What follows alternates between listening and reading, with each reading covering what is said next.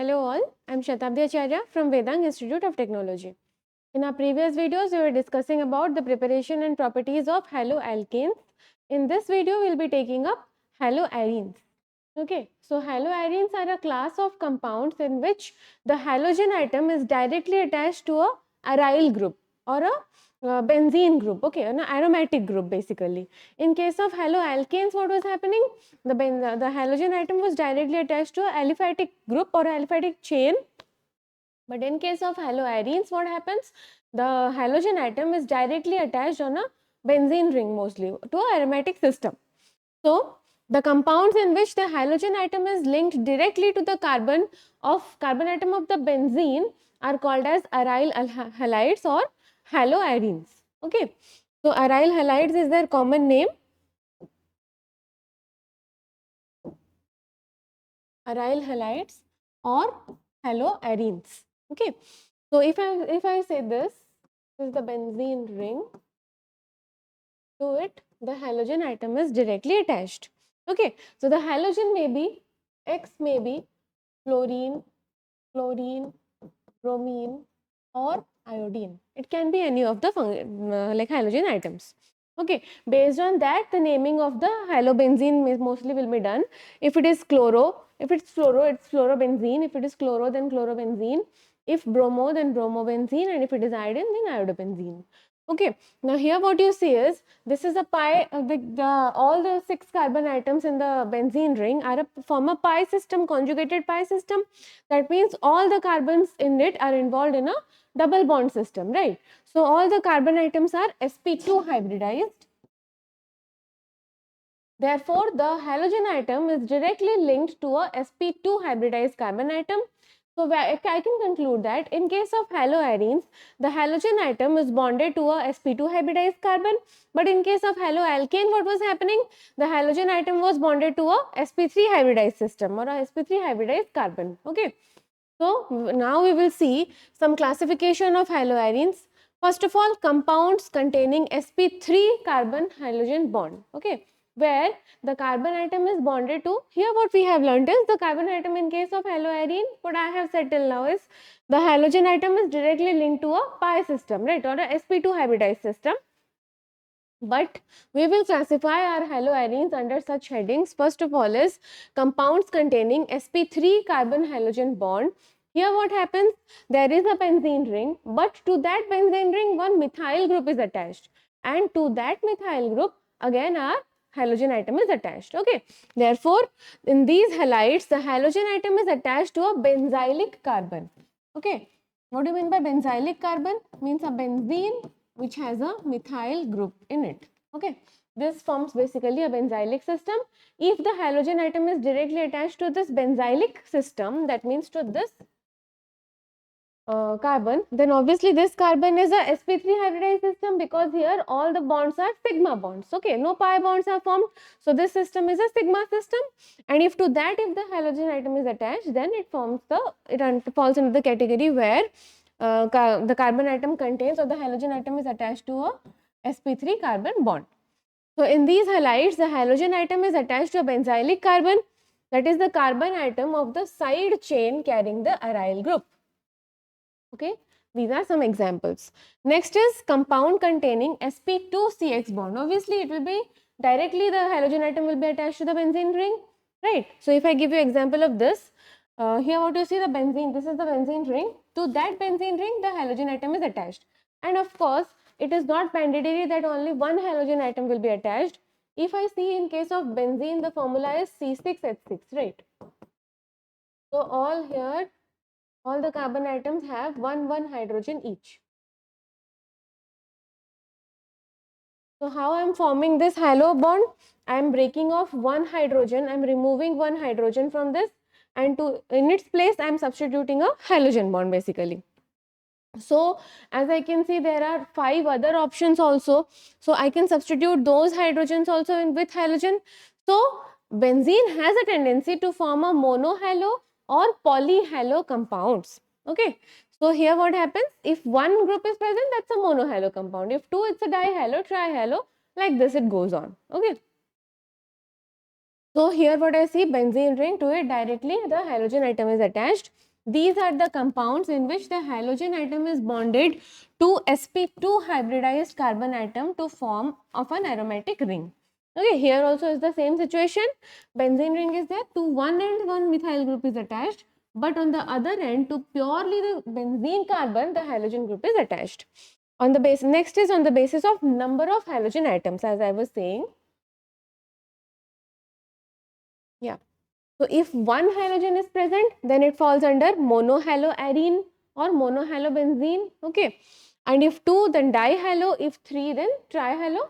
Basically monohalo or polyhalo. Okay. Now we will see some general methods of preparation of haloarenes. Okay. Yeah, there's one more classification I missed out. If suppose I'm saying this is the benzene ring, to it one CH2 group is attached, and to that this benzene is attached. So this is our benzylic position basically, right? But if this is a benzene ring, there's a CH double bond CHX is there before, yeah. So this comes under the allylic system. Okay, this is the allylic system, sorry, the vinylic system, in which the halogen atom is directly attached to a sp2 hybridized carbon, but not to the benzene ring directly. Okay, therefore it forms a vinylic system.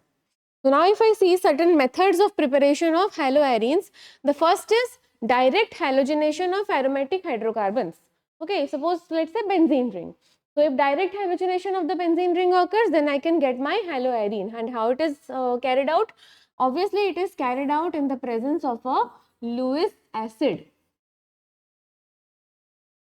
Okay, FeCl3 is a Lewis acid. Why? What are Lewis acids? For example, the acids which have the tendency to take up electrons or negative charges. So if I see iron, FeCl3, then iron is forming 3 bonds. That means iron is surrounded by 6 electrons in its vicinity. But an atom to be stable has to have 8 electrons. Therefore, iron is a deficient atom. So it has the tendency to take up some electrons from its surrounding wherever it gets an opportunity. So what happens? It takes up chlorine, suppose from Cl2, it reacts with Cl2 to give you FeCl4 negative plus Cl plus. Now the ion or the electrophile generated here is the chloronium ion. The name of it is chloronium ion. Now this is the electrophile generated. So basically this will be attracted towards the pi system of the benzene. Okay, pi system means if the benzene is a planar, like the 6 bonds are present in a plane, then the pi electrons are present above and below the plane. That electron density attracts the chloronium ion towards itself, and therefore chlorine gets substituted on one of the positions of benzene. And here we do not determine which position, because as there are no other substituent, all the 6 positions are equivalent for chlorine. The similar is the case with bromine also, Br2 in the presence of FeBr3. Lewis acid is highly required, because benzene as such is not that reactive. It is reacting because of the chloronium or the bromonium ion which will be generated in the process. And how that chloronium or bromonium ion will be generated? When the Lewis acid reacts with the bromine or the chlorine molecule. Okay. So here again, if I am saying there's toluene, okay, CH3 group is there, then if bromine I am adding, then this bromine is substituted in the ortho or para position. But why not meta position? See, here CH3 is a electron donating group. Okay, electron donating group means it donates the electron or donates its electron density towards the benzene ring. It basically activates the benzene ring. And when any such electron donating group is present on the benzene ring, they usually form a negative charge on the ortho and para position. Because of that negative charge intensity on the ortho and para, the incoming electrophile will be more drawn towards the negative charge only, right? I'm not saying the meta position is not negative, but direct or the entire negative charge is getting concentrated on the ortho and para. So the ortho and para positions are highly electronegative positions. So when the chloronium ion is approaching the benzene ring, it will obviously fall for that position in which the negative charge intensity is higher. So it has two probability. It will be substituted in the ortho position as well as in the para positions, but not in the meta position. Okay. Now, if I see the mechanism of halogenation, see in the first step what happens? Generation of the electrophile, which is the halonium ion.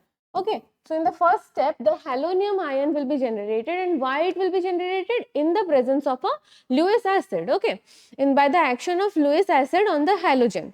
When the Lewis acid reacts with that chlorine molecule, it breaks it into chloronium ion and FeCl4 negative. Okay, FeCl4 negative and the chloronium ion. The resultant chloronium ion is our electrophile. Now, this electrophile is attacked upon by the benzene ring. Right, the step 2, the electrophile attacks the benzene ring. No, it's written wrong. The benzene ring attacks the electrophile. Obviously, the negative charge will attack on the positive one. So, the benzene ring attacks on the electrophile to form an intermediate known as sigma complex or a carbocation, which is an irenium ion. Why? What happens here? See, if the benzene ring was like this, the chloronium ion was present, this bond basically attacked on the chloronium ion. So, therefore, what happened? Here, suppose the chlorine is getting attached, then this position, this will be a positive carbocation generated, and this is the rhenium ion. This rhenium ion is of course resonance stabilized because of the conjugated system. So, here what happens? A positive charge is developed over the benzene ring, but and in the process what happens? Its aromaticity is lost. Okay. And for an aromatic compound, losing its aromaticity is a very, very destabilizing factor. So, that is the driving force for which it will remove its H plus and it will make this bond into the ring or come under conjugation into the ring. Okay, in the next step, we'll be seeing that. So, here what happens? The benzene ring reacts with Cl plus. This is the slow step or the rate determining step. Here the rhenium ion will be generated. Now what happens? This rhenium ion is resonance stabilized by the resonating structures given here. Next, the formation of intermediate rhenium ion is slow and hence is the rate determining step of the reaction. In the last step, what happens? The carbocation loses a proton H plus to the base FeCl4 negative to form chlorobenzene. Okay, so here what happens? The proton is lost, Cl H plus is removed, the Cl minus takes up the H plus to give you HCl. FeCl3, which was the Lewis acid taken, Lewis acid catalyst, is generated as such at the end of the reaction, and in the process what we got are chlorobenzene. So this is the vigorous reaction which is carried out under the influence of a highly strong catalyst, which is Lewis acid catalyst, FeCl3 or FeBr3. Next is side chain reaction or side chain halogenation. This is basically a free radical mechanism which we have learned. So here what happens? Halogenation in the presence of heat or sunlight and in the absence of any halogen carrier takes place at the side chain. Okay, so if I am giving you Cl2HCl, Cl2H nu, then all the hydrogens are further substituted in the side chain only. Okay, there are no halogen carriers. That means there are no other components or no other compounds in the mixture which has a halogen carrying capacity or which has halogen atom in them. Okay, so if I am doing this reaction purely in presence of chlorine and sunlight or energy only, then what happens? Only the side chain is substituted, right? But if I am doing it in the presence of FeCl3, which is a Lewis acid and also a halogen carrier, then what happens? The halogen atom is strongly or highly mostly substituted in the ring, in the ortho and para positions. So you have to take care of the things like where you want to put the hydrogen. If you need the side chain halogenation, then you do not have to take any halogen carrier like FeCl3 or like whatever halogen you are substituting, you don't have to take any halogen carrier. But the halogen, if it has to be substituted in the ring itself, then there has to be or there needs to be a presence of a Lewis acid catalyst, which is FeCl3. Okay, so side chain halogenation takes place by free radical mechanism. Okay, it mostly takes place by free radical mechanism. Now, if I see, next is from diazonium salt. So, how will you obtain this diazonium salt? Suppose I am saying there is a benzene ring and to it one NO2 group is attached, nitro group. Okay, sorry.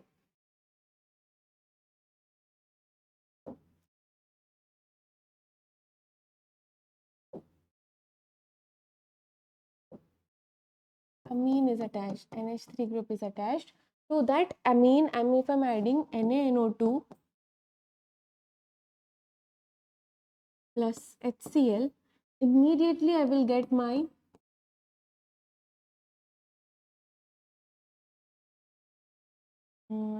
N2 plus and Cl minus. This is our diazonium salt and its name is benzene diazonium chloride. This is a very highly reactive compound. I can react it with any suitable reagent to get my product. For example, after the generation of my benzene diazonium, BDC, benzene diazonium chloride, if I react it with CuCl and HCl, then chlorine is directly substituted on the benzene ring, and this reaction comes to be known as the Sand-Meyers reaction, where you have taken copper chloride and HCl. Now, if I take up copper bromide and HBr, then it gives me benzene bromobenzene, right? So this is also coming under the Sand-Meyers reaction. But mostly what you have to note here is, in Sand-Meyers reaction, halogen substitution takes place in the benzene ring with the help of a copper salt. Okay. Now, replacement of the diazonium group by iodine is done simply by shaking the diazonium salt with potassium iodide. The substitution of iodide, this is not coming under the Sand-Meyers reaction. Mostly in Sand-Meyers reaction, you have to look for the copper salt. In case of iodine, simply if I shake the like diazonium, BDC, benzene diazonium chloride with Ki and warm it a bit, I will get my iodobenzene directly. Next is Ball-Schiemann reaction. Here again, if I have to make up benzene or fluorobenzene, then what I will do, I will put my BDC, benzene diazonium chloride, in the presence of HbF4, then one HCl will be removed to give you N2BF4 negative, and if I heat that, then fluorine will be substituted on the benzene ring, giving me byproduct BF3 and N2. Okay, then is Raschig process. Here 2 benzene and 2 HCl are reacted in the presence of oxygen in copper chloride salt at 200 degrees Celsius to give me chlorobenzene, and water gets removed as a byproduct. And the last reaction is the Hans-Dicker reaction. This is an important one. Here what happens, a carboxylate salt, okay, silver carboxylate, when reacts with Br2 in the presence of CCl4, then direct bromine substitution takes place, removing carbon dioxide and AgBr in the process. So, this was some of the methods of the preparation of haloarenes. In the next video, we will be taking up the physical as well as chemical properties of haloarenes. I hope you understood this. In the next video, we will be dealing with these concepts in more details. Thank you so much for watching.